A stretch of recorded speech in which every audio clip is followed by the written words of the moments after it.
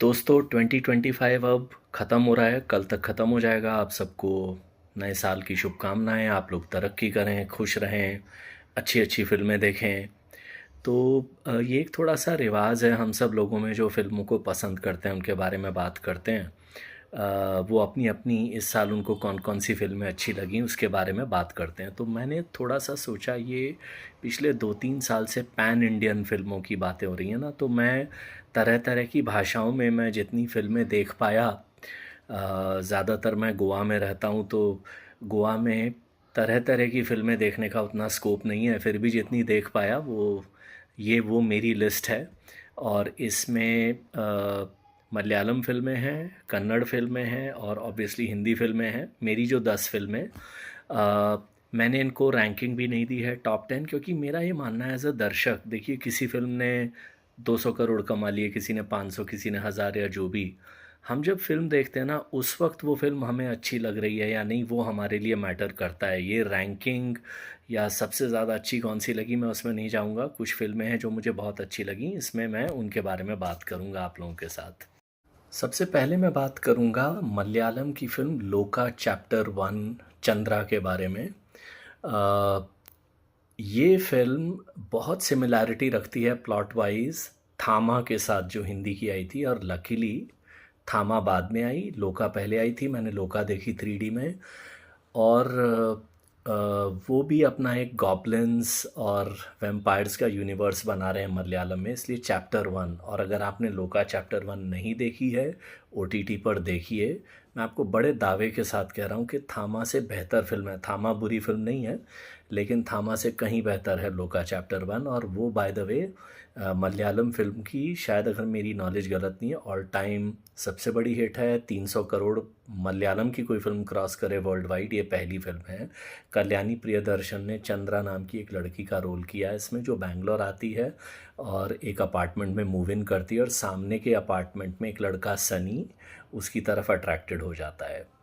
और साथ में एक प्लॉट डेवलप होता है कहीं पे, एक चंद्रा की एक ऑफिस में ही काम करने वाली लड़की को कोई गुंडा छेड़ रहा है, तो वो कैसे उस गुंडे को काबू में करती है बड़े आराम से।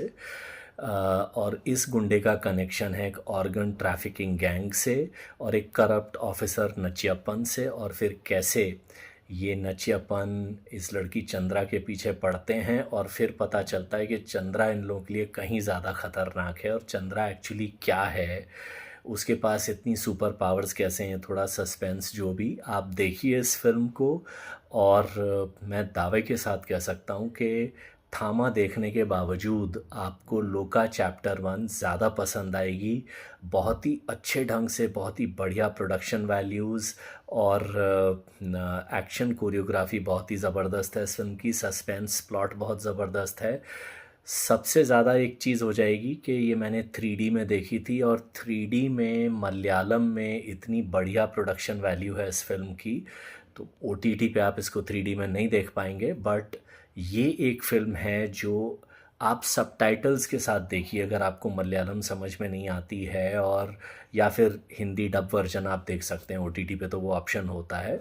बट अगर आप अच्छे सिनेमा को देखना पसंद करते हैं तो लोका chapter 1 is definitely a must watch for good entertaining thriller kind of cinema watchers।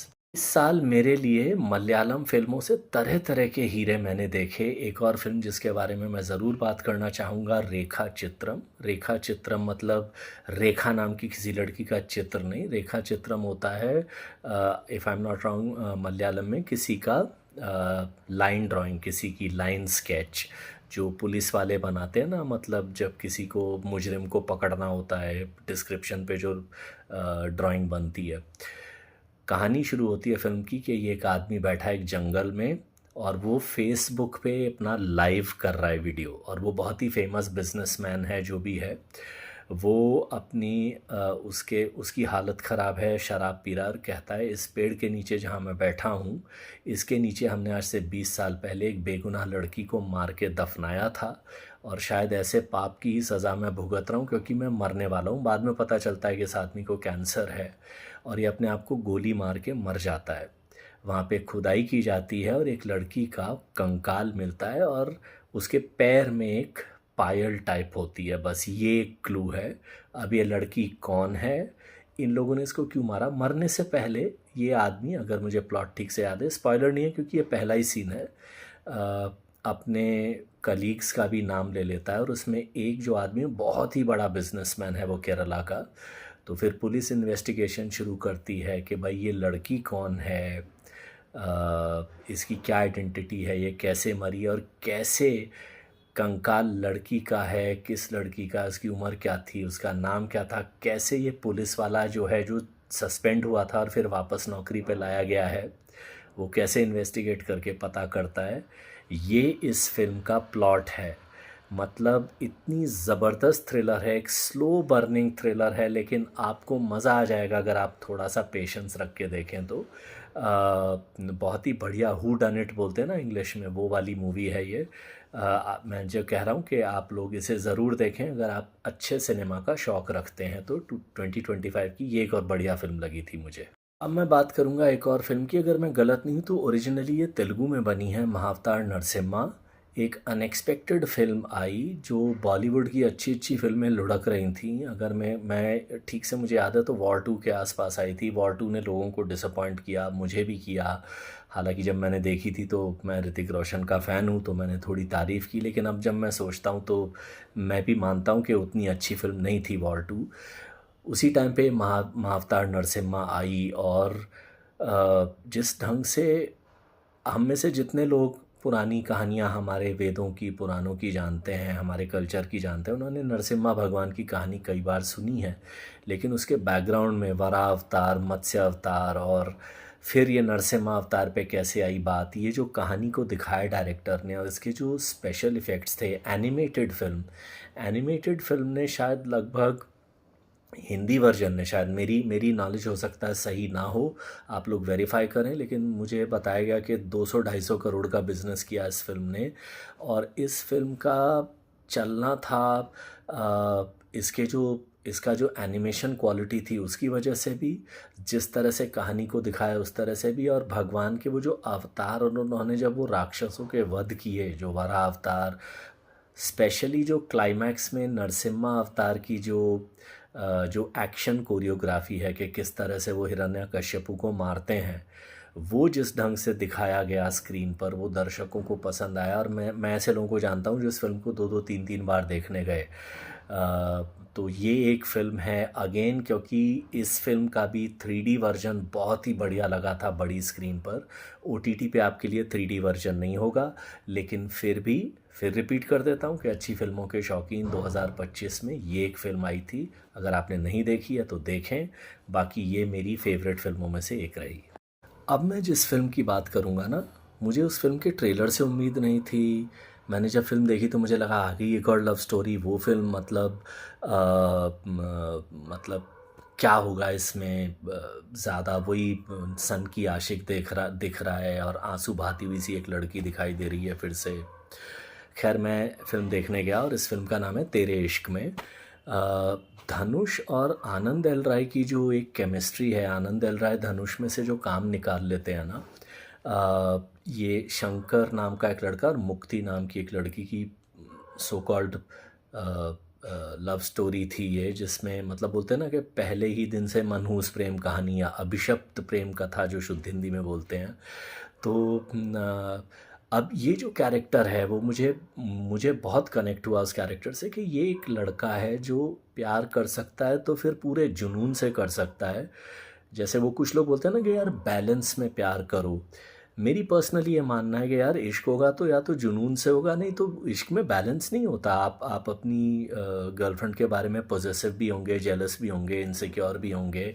ये वही कैरेक्टर था शंकर का, जो या तो फिफ्थ गियर में गाड़ी चला के प्यार कर सकता है या नहीं कर सकता। तो वो जो उसका जुनूनी इश्क है और वो लड़की कैसे उसको अनफेयर ढंग से पहले टेम्प्ट कर देती है, फिर वो उसको पीछे हटाने की कोशिश करती है। अब इस आदमी को पीछे हटना नहीं आता और वो कैसे उस इश्क में लगभग बर्बाद होके एंड में मर ही जाता है, ये कहानी है। और सिर्फ कृति सैनन और धनुष की जो पर्दे पे जो केमिस्ट्री थी उसके लिए, और स्पेशली कृति सैनन ने बहुत अच्छी एक्टिंग की, लेकिन जो मैं कह रहा हूँ वो जो स्पेशली वो एक सीन जो है ना, वो पब में जाता है शंकर का कैरेक्टर, और कृति सैनन जो अपने किसी दोस्त या बॉयफ्रेंड के साथ बैठी है उसको बोलता है ना कि यार तू बचपन से अच्छा लड़का होगा, लेकिन मैं अभी अभी अच्छा बना हूँ और इसके लिए अच्छा बना हूँ। जब तक ये साथ रहती है मैं अच्छा रहता हूँ, तो जब ये नहीं रहती है तो मुझे समझ में नहीं आता। तो वो जो एक कनेक्टेड दर्द है इस फिल्म में, वट मतलब अगर आप कनेक्ट कर जाएं फिल्म से तो अच्छी है, नहीं तो फिर बुरी, तो वही वाली बात। तो लेकिन मुझे भी इंटेंस इंटेंस लव स्टोरीज़ वाले कहानियाँ जिनको पसंद आती हैं, वो तेरे इश्क में को अभी भी देख सकते हैं, ओटीटी पे मिलेगी अब फिर से। तो ये एक और 2025 की मुझे लगा अच्छी फिल्म है। और जो मैं कह भी रहा था पहले इस वीडियो में कि इस साल शायद महादेव की इच्छा थी कि मैं मलयालम फिल्मों के तरह तरह के हीरों से टकराऊंगा। तो एकदम बेरोज़गारी के आलम में ना मेरे को ये फ़िल्म दिखाई दी, द राइफ़ल क्लब, और मैं देखने चला गया।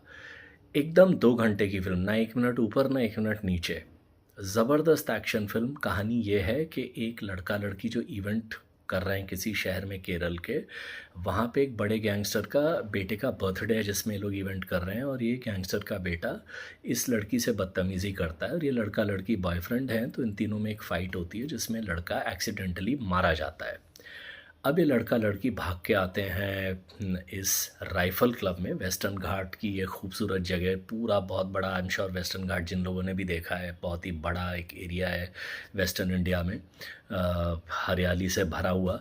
वहाँ पे एक राइफ़ल क्लब है जहाँ पे इस लड़के का कज़न ब्रदर है जो एक बहुत बड़ा सुपरस्टार है, और वो एक एक्शन फ़िल्म की प्रैक्टिस के लिए इस राइफ़ल क्लब में आया है क्योंकि उसको राइफ़लें चलानी है उस फिल्म में।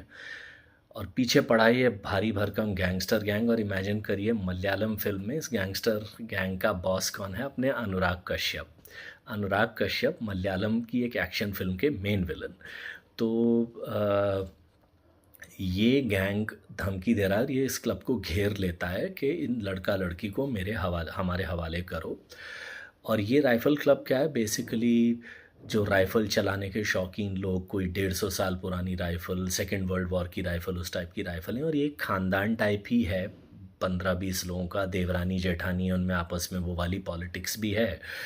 और ये लोग फ़ैसला कर, और सब के सब एक से एक निशानची। तो ये लोग फ़ैसला करते हैं कि नहीं, हम इस लड़के लड़की को बचाएंगे, इनकी कोई गलती नहीं है। और फिर ये जो एक लड़ाई शुरू होती है, और ये गैंग जिसके पास सॉलिड वेपनरी है, इलेक्ट्रॉनिक, मतलब वो ऑटोमेटिक मशीन गन्स हैं, और ये वर्सेस ये राइफ़ल क्लब जिनके पास वो पुराने ज़माने की राइफ़ल हैं कि एक गोली भरी, चलाई, फिर दूसरी गोली भरी। ये राइफ़ल क्लब इस पूरे गैंग को घुटनों पे ले आता है। ये वाली फ़िल्म है। आप अगर एक्शन फ़िल्में पसंद करते हैं ना, तो जिस बेहतरीन ढंग से एक्शन बनाया गया है, मैंने जब ये फ़िल्म देखी गोवा में, तो बिल्कुल इसके आखिरी दिन या 2 या 3 दिन बचे थे, मैंने तब देखी, और मेरा पूरा पूरा इरादा था कि ये फ़िल्म तो दोबारा भी देखनी है। पर अब गोवा में मलयालम फ़िल्म कितने दिन चलेगी, तो एग्जैक्टली 1 हफ़्ते में उतर गई थी। आज तक मुझे रिग्रेट है। ओटीटी पे शायद मैं इसलिए नहीं देखूंगा क्योंकि ओटीटी पे मज़ा नहीं आएगा छोटी स्क्रीन पे। मैं आप लोगों के घाव पे नमक नहीं छिड़क रहा हूँ, लेकिन एक्शन फिल्में अच्छी लगती हैं तो rifle club is a must watch. आप कहीं के भी रहने वाले हो, अगर आप मुरादाबाद के भी रहने वाले हो ना दोस्त, तो ओटीटी पे देखो सबटाइटल लगा के। अगर फ़िल्म पसंद ना आए तो मेरे कमेंट बॉक्स में आके लिख देना कि क्या घटिया फ़िल्म रिकमेंड की आपने। अब मैं हूँ उस फिल्म पर जिसने हमें हमारे इतिहास के बारे में थोड़ी सी हमें जानकारी दी, छत्रपति शिवाजी के महान बेटे संभाजी महाराज के बारे में, छत्रपति संभाजी महाराज के बारे में हमें ज्ञान दिया, किस तरह से उनकी दर्दनाक मौत हुई औरंगज़ेब की टॉर्चर के हाथों, वो ज्ञान दिया। यह है फिल्म छावा, जो बहुत ज़्यादा चली बॉक्स ऑफिस पर, और अगर धुरंधर कमाई नहीं होती तो छावा पिछले कुछ 1 हफ़्ते पहले तक 2025 की सबसे बड़ी हिट फिल्म थी हिंदी की। और इस फिल्म को देखने लायक बनाया विक्की कौशल की ज़बरदस्त एक्टिंग ने, साथ ही साथ इस साल के जो विलन ऑफ द ईयर अगर मैं कह सकूं, अक्षय खन्ना, एक वो औरंगज़ेब का कैरेक्टर और एक वो रहमान डकैत के जैसा कैरेक्टर। आई एम श्योर कि अगर कमबैक ऐसा होता है किस्मत में, तो कई लोग फिर 15-20 साल का कमबैक क्या 30-30 साल तक वेट करने को रेडी रहेंगे। तो अक्षय खन्ना और विक्की कौशल का जो पर्दे पर भी जो एक हालांकि वो सिर्फ क्लाइमैक्स में आता है, वो जो क्लैश था उसके लिए भी ये फिल्म देखने के लायक थी। और इसके वो जोश दिलाने वाले dialogues, action choreography once again, specially वो जो पहला एक्शन सीन है जब छावा का कैरेक्टर शेर से लड़ता है और वो किला लूटने आता है, वो सीन तो ये 2025 की ऑब्वियसली एक वेल माउंटेड फिल्म। और ऐसी फिल्में जब आती हैं, जब 600 700 800 हज़ार करोड़ की ये जो फिल्में आ जाती हैं आजकल, इनसे पूरी इंडस्ट्री को भी हेल्प मिलती है। तो ये एक एक डबल बेनिफिट था। लेकिन इस फिल्म का सबसे बड़ा बेनिफिट यही था कि हमारे इतिहास के बारे में भी और एक हमारे इतिहास के नायक के बारे में भी पब्लिक को पता चला। अब मैं बात करूं एक और ऐसी फिल्म, फिर से पॉन मैन, जो मैंने देखी, एक और मलयालम की फिल्म। ये फिल्म है कि वो जो कोस्टल केरला में जो दहेज में सोना देना एक बहुत ही ज़रूरी चीज़ है, जिसके बिना आप किसी भी ज़ात, किसी भी धर्म, किसी भी तबके के इंसान हो, आपकी लड़की की शादी होना मुश्किल है। उस स्टोरी पर एक interesting thriller comedy type film है ये। ये एक आदमी है ब्रूनो, जो लोकल पॉलिटिकल गुंडा टाइप कार्य करता है। उसकी बहन है स्टेफी, जिसकी शादी होनी है, शादी में गोल्ड देना है। अब ब्रूनो की जो हैसियत और जो चर्चे हैं और रुतबा है, उसकी वजह से कोई उसको पैसा वैसा देने को तैयार नहीं है। तो वो एक अजेश नाम के एक लड़के को पकड़ता है। बेसिल जोसेफ ने क्या ज़बरदस्त एक्टिंग की है उस रोल में। अजीश प्रॉमिस करता है कि ठीक है, मैं गोल्ड दूंगा और शादी में जो लोग कैश और गिफ्ट वगैरह देंगे उसको बैलेंस करके गोल्ड का पैसा बराबर हो गया तो ठीक है, कम हुआ तो फिर उतना गोल्ड मैं वापस लूँगा। और ब्रूनो की जो समाज में जो बदनामी फैली हुई है, उसकी वजह से 25 तोले के आसपास शायद, जो मैं समझ पाया, गोल्ड था। और 12-13 तोले के आसपास का ही पैसा आता है जो गिफ्ट विफ्ट होती है उसमें। तो अब अजीश बैठा है कि भाई 12 तोले मैं अभी लेके चला जाऊंगा। होता ये है कि उसे कहा जाता है भाई रुक जा, अभी दूल्हा दुल्हन साथ में है, सुहाग रात होगी, ये वो, उसके बाद तू पैसे लेके जा। और इतने ज़बरदस्त कॉमेडी, मतलब वल्गर हो सकती थी फिल्म, नहीं है। अब वो कमरे में जहाँ सुहाग रात हो रही है उसके बाहरी मैदान में बैठा हुआ है, नज़रें रख रहा है कमरे पे कि ये बाहर निकलेंगे तो मैं अपना सोना लेके चला जाऊंगा। ये गलती से सो जाता है और सोना इसका लेके चला जाता है, वो जिस आदमी से शादी हुई है वो। अब ये भाई जहाँ शादी हुई है वहाँ पहुँच जाता है, कैसे अपना सोना वापस लेता है, नहीं लेता है, ये कहानी है। कॉमिक थ्रिलर टाइप फिल्म है, आप देखिए। और एक प्यारी सी लव स्टोरी भी डेवलप होती है इसमें, तो आप देखिए, आई एम श्योर आपको पसंद आएगी। अब मैं एक और बात करूँगा 2025 में जो मैंने देखी, मलयालम की फिल्म थोडारम। और देखिए, मुझे मलयालम उतनी परफेक्ट नहीं आती, तो अगर मैं इन अच्छी फिल्मों के नाम गलत ढंग से ले रहा हूँ तो मलयालम फिल्मों के दर्शक मुझे माफ़ कर दें अगर वो गलती से भी ये हिंदी का रिव्यू देख रहे होंगे। इसमें है मलयालम सिनेमा के सबसे महान अभिनेता मोहनलाल। उन्होंने रोल किया है शानमुगम का, जिन्हें लोग प्यार से बेंज बुलाते हैं।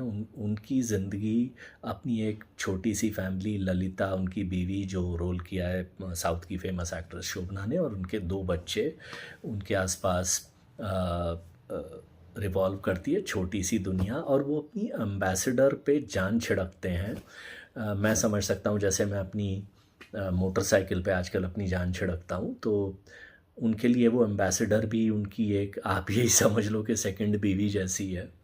तो वो एक दिन ये होता है कि उनका बेटा अपने दोस्तों के साथ उस एम्बेसडर में टक्कर मार देता है कहीं पर, और फिर पुलिस स्टेशन में एम्बेसडर खड़ी हो जाती है। फिर रात में किसी तरह से शनमुगम उस अपनी गाड़ी को छुड़ाने की कोशिश करता है, और पुलिस वाले, पुलिस स्टेशन के 2, एक इंस्पेक्टर और उसका अधिकारी, इस पे शर्त लगाते कि नहीं, हमें ज़रा कहीं शादी में जाना है, वहाँ तक छोड़ दे।